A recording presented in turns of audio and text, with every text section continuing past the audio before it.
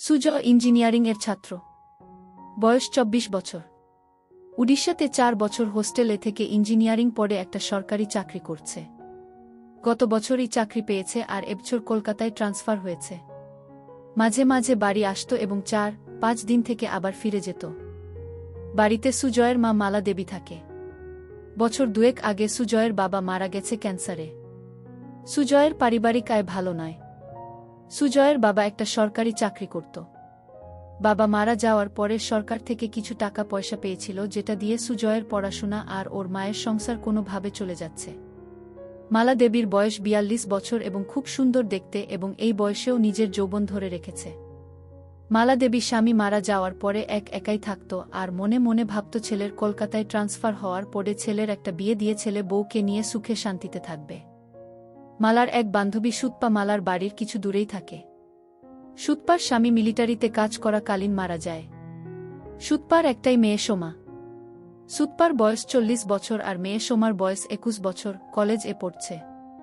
সুতপার আর্থিক অবস্থা অনেক ভালো, নিজেদের ২ তলা বাড়ি আছে। সুতপা মালাকে বলেছে যে সুজয়ের সাথে সোমার বিয়ে দিতে, কারণ সুজয়কে খুব পছন্দ সুতপার। সুজয়রা ভাড়া বাড়িতে থাকত। একটাই ঘর, রান্নাঘর আর বাথরুম। যেহেতু মালা স্বামী মারা যাওয়ার পরে একাই থাকত তাই কোনো অসুবিধে হয়নি, কিন্তু এবার সুজয় ফিরে এলে একটা ঘরে কিভাবে চলবে সেটাই মালা চিন্তা করছিল। তাই একদিন মালা সুতপাকে এই কথাগুলো বলল। সুতপা সব শুনে বলল, মালা তোকে তো আমি বলেছি সুজয় কলকাতায় ট্রান্সফার হয়ে এলে এক শুভক্ষণ দেখে সুজয় আর সোমার বিয়েটা দিয়ে দেব, আর আমরা সবাই মিলে এই বাড়িতেই থাকব। এত বড় বাড়িতে শুধু আমরা দুজন মা মেয়ে থাকি, তোরাও এখানে চলে এলে সবাই মিলে আনন্দ করে থাকা যাবে। মালা সুতপার কথা শুনে আনন্দে বলল, আমি ছেলে এলে ওর সাথে কথা বলে তোকে জানাবো। কিছুদিনের মধ্যে সুজয় ফোন করে জানালো যে শুক্রবার সে বাড়ি আসছে। প্রায় ৮ মাস পরে সুজয় বাড়ি ফিরছে বলে সেদিন মালা ভালো ভালো রান্না করে রেখেছিল। তারপর স্নান করে একটা ভালো শাড়ি পরে ছেলের জন্য অধীর আগ্রহে অপেক্ষা করছিল। প্রায় ১২টা নাগাদ সুজয় বাড়ির সামনে এসে দরজায় কড়া নাড়ল। মালা দরজা খুলে দেখল ৪-৫টা ব্যাগ হাতে আর কাঁধে নিয়ে সুজয় হাসি মুখে দাঁড়িয়ে আছে। ঘরে এসে ব্যাগগুলো নামিয়েই মাকে ধরল সুজয়। মালা ও সুজয়কে ধরে থাকল কিছুক্ষণ। তারপর ছেলের হাত থেকে নিজেকে ছাড়িয়ে মালা বলল, অনেক বেলা হয়ে গেছে সুজয়, যা স্নান করে নিয়ে আগে খেয়ে নে, তারপর না হয় ব্যাগগুলো থেকে সব বার করবি আর গল্প করা যাবে। সুজয় বলল, ঠিক বলেছ মা, খিদেতে পেট জ্বলছে, আমি তাড়াতাড়ি স্নান করে আসছি, তুমি খাবার বারো। এই বলে সুজয় বাথরুম-এ চলে গেল। ভেতরে দেখল ওর মা ওর জন্য একটা হাফ প্যান্ট আর তোয়ালে রেখে দিয়েছে। তাই দেরি না করে ভালো করে স্নান করে সুজয় হাফ প্যান্ট পরে খালি গায়ে বাইরে এসে দেখল মা খাবার বেডে মেঝেতে বসে আছে। সুজয় মায়ের উল্টো দিকে বসে খেতে শুরু করল। খেতে খেতে মাকে দেখছিল সুজয় আর মনে মনে ভাবল যে মাকে আগের থেকে যেন আরও সুন্দরী লাগছে। মালা সেটা দেখে জিজ্ঞেস করল, কি এত দেখছিস সুজয়? সুজয়, তোমায় দেখছি মা, তোমায় এই শাড়িতে খুব সুন্দর লাগছে। এটা কি নতুন শাড়ি? মালা, না রে, এটা পুরনো শাড়ি, তবে খুব কম পরেছি বলে এটা নতুনের মতো লাগছে। সুজয়, মা, চাকরি তো আমি পেয়ে গেছি, এবার আর তোমার কোনো দুঃখ রাখব না। মালা হেসে বলল, সে আমি জানি সুজয়, আমি এখন অনেক নিশ্চিন্ত যে তুই এবার আমাদের দুজনের সংসার চালাতে পারবি। এই শুনে সুজয় হেসে বলল, সে আর বলতে, আমার সুন্দরী মাকে আমি এবার থেকে সুখে রাখব। সুজয়ের কথা শুনে মালা ও হেসে উঠল। এইভাবে কথা বলতে বলতে দুজনে খাওয়া শেষ করল। মালা থালা বাসন নিয়ে রান্নাঘরে ধোয়ার জন্য চলে গেল। সুজয় হাত মুখ ধুয়ে ঘরে এসে ব্যাগ থেকে জিনিসপত্র বার করতে শুরু করল। একবার রান্নাঘরের দিকে তাকিয়ে ব্যাগ থেকে 2টা খারাপ বই তাড়াতাড়ি বের করে নিয়ে নিজের বইয়ের তাকে লুকিয়ে রাখল। কিছুক্ষণ পরে মালা ঘরে এসে বিছানায় বসল। মালা ছেলের সব জামা প্যান্ট একদিকে সরিয়ে রাখতে রাখতে বলল, তোর সব জামা তো পুরনো হয়ে গেছে, এবার কিছু নতুন কিনে নিস। সুজয়, ঠিক আছে মা, এ মাসের স্যালারি পেয়ে তোমার আর আমার জন্য নতুন ড্রেস কিনব গু। তারপর সুজয় সব জিনিস বিছানা থেকে সরিয়ে মালার মুখোমুখি বসে গল্প করতে শুরু করল। মালা, সুজয়, এখন তোর কিরকম লাগছে? পড়াশোনা করে চাকরি করছিস, এবার কলকাতায় ট্রান্সফার ও হয়ে গেল। সুজয়, সেরকম কিছু না, কিন্তু এবার থেকে তোমার সাথে থাকতে পারবো, এই জন্য আমি খুব খুশি। এই বলে মায়ের কোলে মাথা রেখে শুয়ে পড়ল। মালা ছেলের কথা শুনে খুব খুশি হল আর সুজয়ের মাথায় হাত বুলিয়ে দিতে লাগল। সুজয় শুয়ে শুয়ে মালাকে দেখছিল আর মনে মনে ভাবছিল মাকে সত্যি খুব সুন্দর দেখতে। এইভাবে কিছুক্ষণ থাকার পরে মালা হেসে বলল, সুজয়, এবার সুতপার সাথে কথা বলতে হবে তোর বিয়ের জন্য। সুজয় তখন মায়ের কোল থেকে মাথা সরিয়ে উঠে বসে বসে দুই কাঁধে দু হাত রেখে বলল, না মা, এখন নয়। এখন শুধু আমার সুন্দরী মাকে সুখী করার সময়, বউকে নয় গে। মালা হেসে বলল, আমি তো ভালোই আছি, এবার তোর একটা বউ এসে গেলে আমার অসুবিধা হবে আর তোর অসুবিধা হবে। সুজয় নিজের মুখটা মালার মুখের কাছে এনে বলল, আমাদের কি সুবিধা হবে মা, বউ এলে? মালা, আমার একটা গল্প করার সাথী হবে আর তোর চির জীবনের সাথী হবে। আর সত্যি বলছি, সোমা খুব সুন্দরী আর ভালো মেয়ে, তোকে খুব সুখে রাখবে। সুজয় একটা হামি দিয়ে বলল, আমি তোমায় সুখে রাখব, তাই তোমার আর কিছু লাগবে না। মালা সুজয়ের কথা শুনে একটু চমকে উঠে বলল, ঠিক আছে, এবার তুই একটু রেস্ট নিয়ে নে, আমি একটু বেরোচ্ছি, একেবারে বাজার করে ফিরব। এই বলে মালা উঠে দাঁড়িয়ে নিজের শাড়িটা ঠিক করতে লাগল। সুজয় উঠে দাঁড়িয়ে মাকে দেখতে লাগল। কিছুক্ষণ পরে মালা বাড়ি থেকে বেরিয়ে যেতেই সুজয় দরজা বন্ধ করে ঘরে এসে নিজের আরেকটা ব্যাগ খুলে খুলে মায়ের একটা ছোট জামা দেখে বার করে সেটা নাক দিয়ে গন্ধ নিতে থাকল। সুজয় হোস্টেল থাকাকালীন বন্ধুদের পাল্লায় পড়ে খারাপ বই পড়া শুরু করেছিল। সব সম্পর্কের মধ্যে মা ছেলে নিয়ে গুলো পড়তে বেশি ভালোবাসত। সেই জন্য ৮ মাস আগে যখন বাড়ি এসেছিল তখন মায়ের একটা ছোট জামা লুকিয়ে নিজের সাথে নিয়ে গিয়েছিল। তারপর থেকে হোস্টেলে সুজয় বই পড়তে পড়তে মায়ের ছোট জামাটা হাতে নিয়ে নিজেকে সান্ত্বনা দিত। যেহেতু খুব ক্লান্ত ছিল তাই মাকে চিন্তা করতে করতে কিছুক্ষণের জন্য ঘুমিয়ে পড়ল। তারপর কিছুক্ষণ পরে বাথরুম গিয়ে পেচ্ছাপ করতে গিয়ে দেখল বাথরুম মায়ের একটা ছোট কাপড় ঝোলানো আছে। মালা তাড়াহুড়ো সেটা সরিয়ে রাখতে ভুলে গিয়েছিল। সুজয় পেচ্ছাপ করে সেটা নিজের নাকে শুকে বুঝল এটা মায়ের ব্যবহার করা। সেটা মালা ধুতে ভুলে গেছে। সুজয় অনেকক্ষণ সেটা নাকে নিয়ে নিজের গন্ধ শুকতে লাগল। এবার নিজেকে আর কন্ট্রোল করতে না পেরে হাতের কাজে লেগে গেল। প্রায় ১৫-২০ মিনিট ধরে চলল সেই কাজ। তারপর সেটা যেখানে ছিল সেখানে রেখে নিজেকে পরিষ্কার করে ঘরে এলো। মনে মনে অপরাধ বোধ হচ্ছিল নিজের মাকে নিয়ে এরকম ভাবতে, কিন্তু ও এটা বুঝতে পারল আজ সব থেকে বেশি তৃপ্তি পেয়েছে। কিছুক্ষণ পরে সুজয়ের পাপবোধ আরও গাঢ় হল আর ভাবতে লাগল কিভাবে মাকে আরও কাছে পাওয়া যায়। এইসব ভাবতে ভাবতে সন্ধে হয়ে গেল আর ঠিক তখন দরজায় আওয়াজ হল। সুজয় দরজা খুলে দেখল মালা দাঁড়িয়ে আছে দু হাতে দুটো বাজারের ব্যাগ নিয়ে। সুজয় সঙ্গে সোজা মায়ের হাত থেকে ব্যাগ দুটো নিয়ে রান্নাঘরে রেখে এক গ্লাস জল নিয়ে মালাকে দিল। মালা বিছানায় বসে জলটা খেয়ে জিজ্ঞেস করল, সারা দুপুর আর বিকেল কি করলি সুজয়? একটু ঘুমিয়েছিলিস তো? সুজয়, হ্যাঁ মা, অল্প ঘুমিয়েছিলাম গো। মালা, ভালো করেছিস, আমি একটু ফ্রেশ হয়ে তোকে চা করে দিচ্ছি, তোর জন্য কাটলেট এনেছি।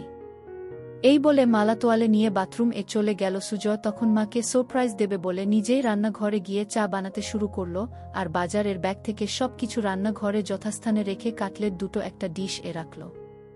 বাথরুম ভেতর থেকে মায়ের স্নান করার শব্দ শুনতে শুনতে সুজয় চা বানাচ্ছিল। এদিকে স্নান করতে করতে মালা হঠাৎ দেখে তার ছোট কাপড়টা দড়িতে ঝুলছে, সঙ্গে সঙ্গে চমকে গেল আর মনে মনে ভাবল, সব কিছু ঠিক জায়গা রেখে আসল জিনিসটা তাই বাথরুম ফেলে গিয়েছিল। সুজয় যে কি ভেবেছে কে জানে। নিজেকেই কিছুক্ষণ বকা দিয়ে স্নান করে তোয়ালেটা দিয়ে নিজেকে জড়িয়ে মালা বাথরুম থেকে ঘরে এসে দেখল সুজয় একটা ট্রে 2 কাপ চা আর কাটলেট সাজিয়ে বসে আছে। মালা হেসে বলল, বাহ, একবার চা বানিয়ে মায়ের জন্য অপেক্ষা করছিস, খুব ভালো। বউকে তুই খুব সুখে রাখবি গু। সুজয়, এখন তো মাকে সুখী করি, তারপর অন্য কেউ। মালা আলমারি থেকে একটা শাড়ি নিয়ে সুজয়কে বলল, আমি দরজাটা ভেজিয়ে দিয়ে রান্নাঘরে শাড়িটা পরে আসছি। সুজয় এগিয়ে গিয়ে মালার হাত ধরে বলল, তুমি এই ঘরে চেঞ্জ করে নাও, আমি রান্নাঘরে যাচ্ছি, তোমার হয়ে গেলে আমায় ডেকে নিও গিয়ে। এই বলে সুজয় ঘরের দরজাটা ভেজিয়ে দিয়ে বাইরে অপেক্ষা করতে লাগল।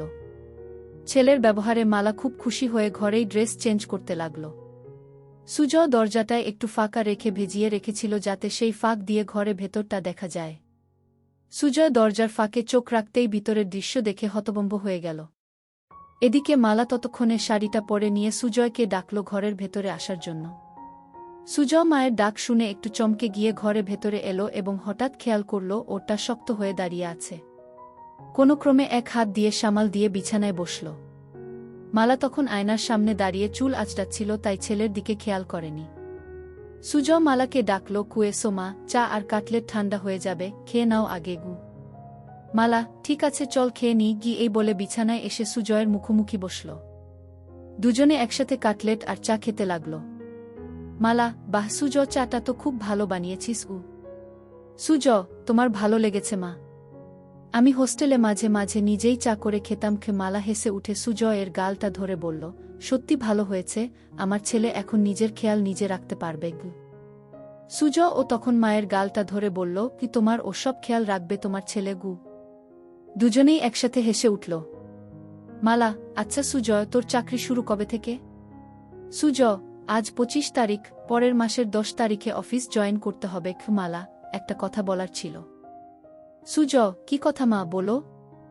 মালা, সুতপাকে তোর মনে আছে? সুজয়, সুতপা মাসি কেন মনে রাখবো না মা, আমায় এত ভালোবাসে। মালা, সেটা জানি, তোকে ভালোবাসে বলেই একটা প্রস্তাব রেখেছে।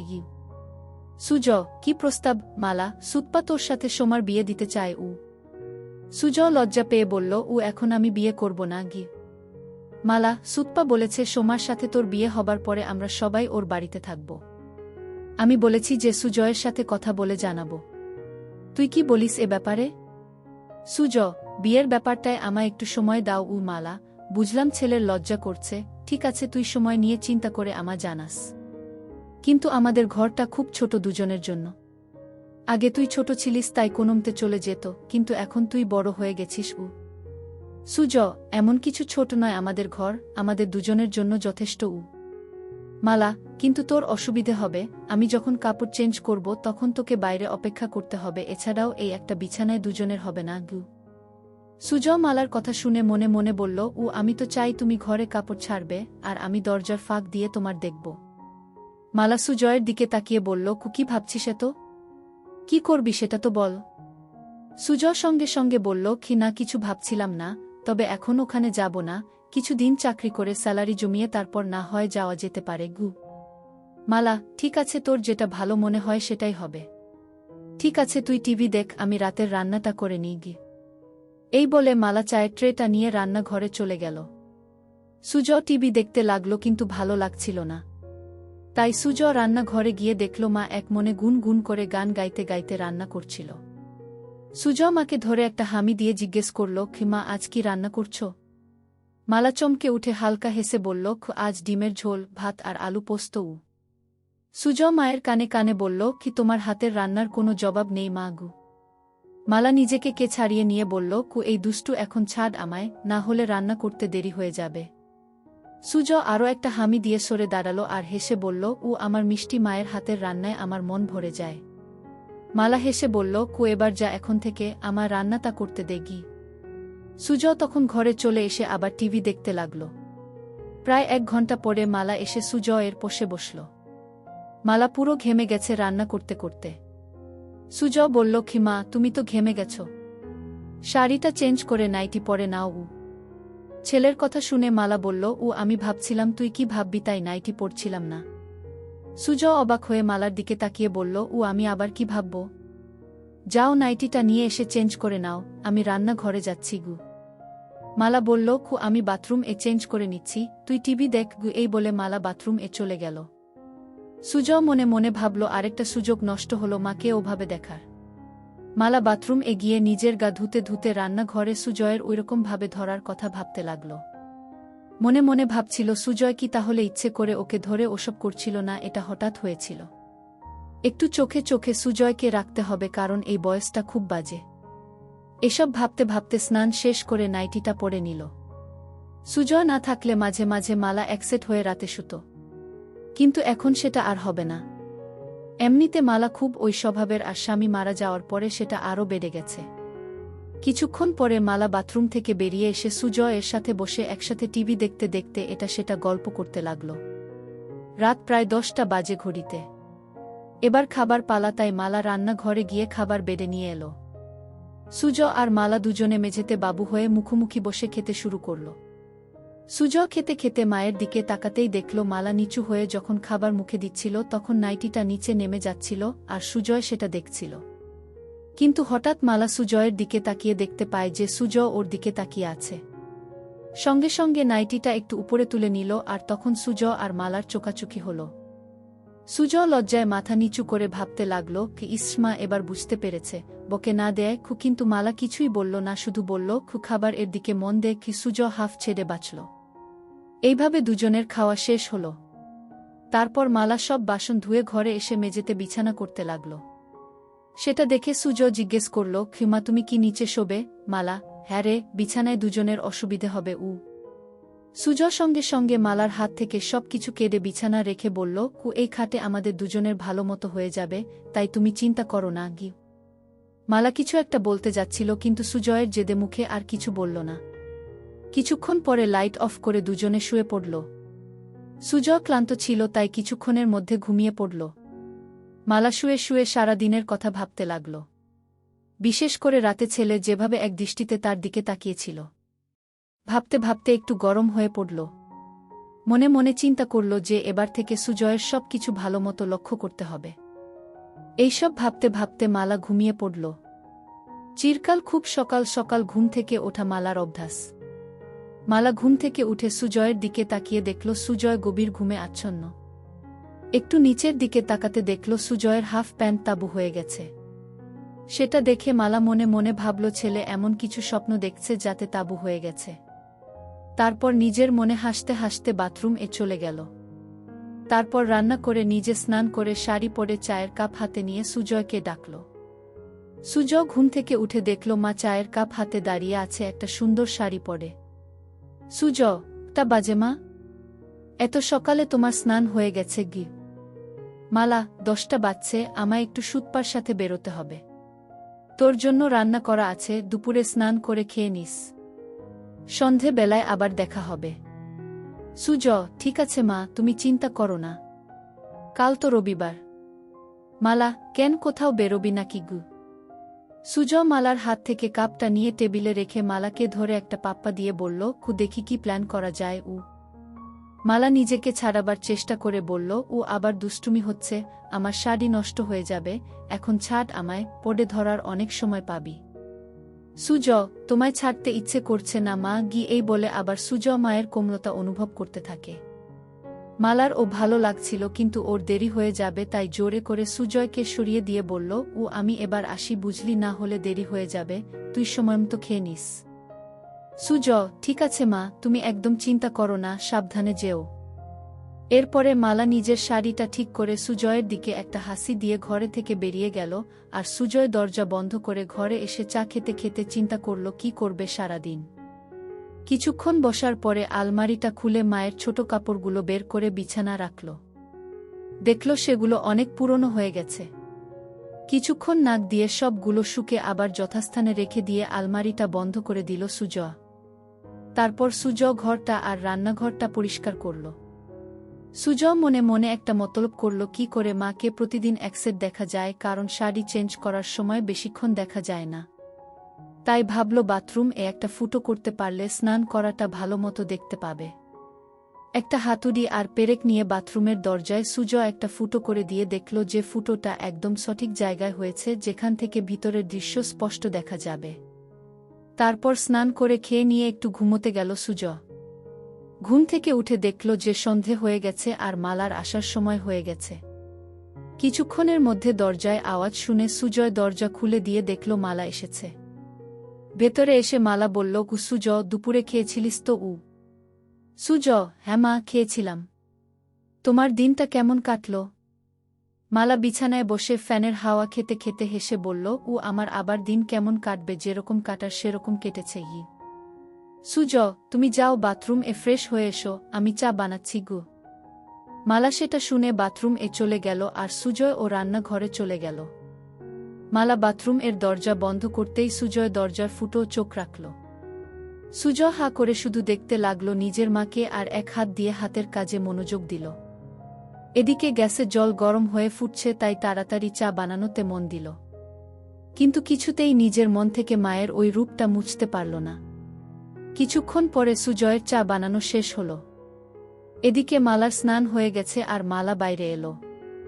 ঘরে গিয়ে মালা চুল আঁচড়াতে লাগল আর সুজয় চা নিয়ে এসে বিছানায় বসে মালাকে দেখছিল। মালা আয়নায় সেটা দেখে সুজয়কে জিজ্ঞেস করল, সারাদিন কি করলি? সুজয়, ঘর রান্নাঘর পরিষ্কার করলাম, আর মনে মনে বলল বাথরুম দরজায় একটা ফুটো করলাম তোমায় দেখব বলে।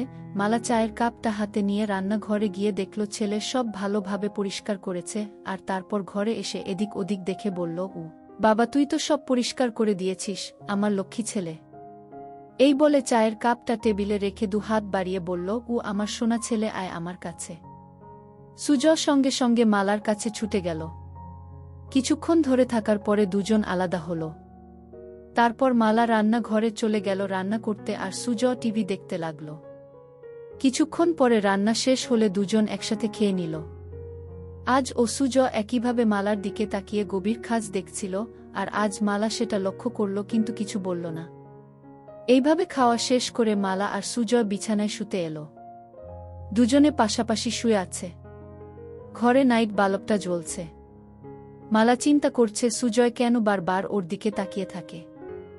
সুজয়ের মাথায় শুধু স্নান করার দৃশ্যগুলো আসছিল। এইভাবে দুজন ঘুমিয়ে পড়ল। মাঝরাতে সুজয় টয়লেট এগিয়ে ফিরে এসে নাইট বাল্বের আলো দেখল নাইটিটা উপরে উঠে গেছে। সুজয় আস্তে আস্তে মালার কাছে এসে মালাকে দেখতে লাগল। তারপর সুজয় মায়ের দিকে তাকিয়ে দেখল মা গভীর ঘুমে আচ্ছন্ন, তাই সাহস করে মায়ের কাছে এগিয়ে গিয়ে গেল। খুব ভালোই লাগছিল সুজয়ের। হাত দিতেই সঙ্গে সঙ্গে মালা একটু নড়ে উঠল। সেটা দেখেই ভয়ে সুজয় তাড়াতাড়ি হাত সরিয়ে নিয়ে বিছানায় শুয়ে পড়ল। মালা তখন পাশ ফিরে শুল। সুজয় আর কিছু না করে আস্তে আস্তে ঘুমিয়ে পড়ল। পরের দিন সকালে মালা ঘুম থেকে উঠে তাড়াতাড়ি নিজেকে ঠিক করে নিয়ে ছেলের দিকে তাকিয়ে দেখল ছেলে উপুড় হয়ে ঘুমে মগ্ন। তারপর বাথরুমে চলে গিয়ে নিজেকে ফ্রেশ করে মালা চা বানাতে লাগল। সুজয় উঠে ড্রেস চেঞ্জ করে চা খেয়ে বাজারে চলে গেল। মালা ভাবতে থাকল কি হচ্ছে এসব। হোস্টেল থেকে ফেরার পর থেকে সুজয়ের আচরণে কেমন পরিবর্তন এসেছে। এসব ভাবতে ভাবতে ঘরে গিয়ে বসল। বাজার যেহেতু অনেক দূরে, তাই সুজয়ের ফিরতে ফিরতে আরও 1-2 ঘন্টা লাগবে। এদিক ওদিক দেখতে দেখতে হঠাৎ দেখল সুজয়ের বইয়ের তাকে বইগুলো কেমন যেন অগোছালো আছে। তাই মালা বইগুলো তাক থেকে নামিয়ে ঘোচাতে লাগল, আর মনে মনে ভাবল ছেলে ঘর রান্নাঘর সব পরিষ্কার করেছে, অথচ নিজের বইয়ের তাক সাজাতে ভুলে গেছে। একটার পর একটা বই সাজিয়ে রাখতে রাখতে মালা দেখল একটা মোটা বইয়ের ভেতর কিছু যেন আছে। বইটা খুলতেই দেখল একটা পাতলা বই মলাট দেয়া। মালা ভাবতে লাগল কি বই যে মোটা বইয়ের ভেতরে সুজয় রেখেছে। গল্পের বইটা হাতে নিয়েই একটা পাতা উল্টোতেই কভার ফুটো, আর নাম দেখে মালা চমকে উঠল। বই এ যা দেখল তাতে তো নিজের চোখকে বিশ্বাস করতে পারছে না। এও কি সম্ভব? পাতা উল্টাতেই দেখল মা আর ছেলের গল্প। সূচিপত্র দেখে আরেকবার চমকালো মালা। একটা গল্পের কিছুটা অংশ পড়ল, অবাক হয়ে ভাবতে লাগল এটা কিভাবে সম্ভব, আর সুজয় এই বই পেল কোথায়? তাহলে কি এসব গল্প পড়েই সে আমাকে নিয়ে ওসব কথা ভাবে? মালা বিছানায় শুয়ে শুয়ে 2টো গল্প শেষ করল এবং এতটাই গরম হয়ে গেল যে বিছানায় শুয়েই। তারপর বইটা জায়গা মতো রেখে দিয়ে বাথরুম এ চলে গিয়ে মালা নিজেকে পরিষ্কার করল। তারপর ঘরে এসে বসে চিন্তা করতে লাগল। অনেক দিন পরে আজ মালা খুব উত্তেজনা অনুভব করল। হঠাৎ দরজার আওয়াজ শুনে মালা দরজাটা খুলে দেখল সুজয়। সুজয় ভেতরে এসে মাংসটা মায়ের হাতে দিল। মায়ের দিকে তাকিয়ে দেখল মায়ের কপালে ঘাম, আর মায়ের চোখ মুখটা কেমন যেন লাগছে। সঙ্গে সঙ্গে সুজয় মায়ের 2 গালে 2টো হাত রেখে জিজ্ঞেস করল, খিমা, তোমার কি শরীর খারাপ লাগছে? এত ঘেমে আছো কেন? মালা ঘাম মুছে বলল, কিছু না সুজয়, গরম পড়েছে তো তাই। সুজয় তখন বলল, ঠিক বলেছ মা, আজ বেশ গরম। সুজয় বলল, মা, আমি একটু বেরোচ্ছি, এক বন্ধুর সাথে দেখা করে চলে আসব।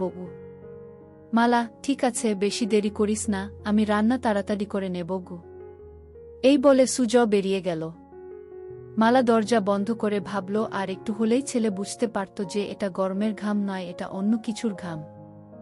এই ভেবে নিজের মনে হাসতে লাগল। বাকি রান্নাগুলো করে মালা দেখল ছেলের ফিরতে এখনো দেরি আছে, তাই ভাবল বাথরুমটা একবার পরিষ্কার করে নেওয়া যাক, তারপর স্নান করে নেবে। বাথরুম এ ঢুকে মালা দেওয়ালগুলো পরিষ্কার করতে করতে হঠাৎ মালা দেখল যে দরজায় একটা ফুটো।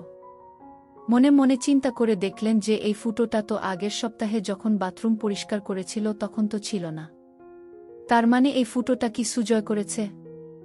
বাথরুম থেকে বেরিয়ে এসে মালা ফুটো চোখ রেখে দেখল যে ভেতরে কেউ স্নান করলে এই ফুটো দিয়ে সব দেখা যাবে।